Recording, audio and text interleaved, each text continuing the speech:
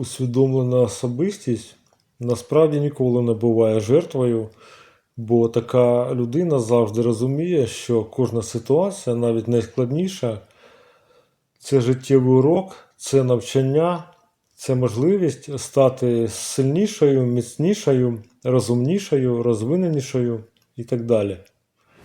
Усвідомлена особистість добре знає себе, не намагається скористатися ресурсами інших людей, в неї свій шлях, вона знає свою дорогу, вона знає своє покликання, вона рухається вперед і розуміє, що меж і кінця усвідомленості немає.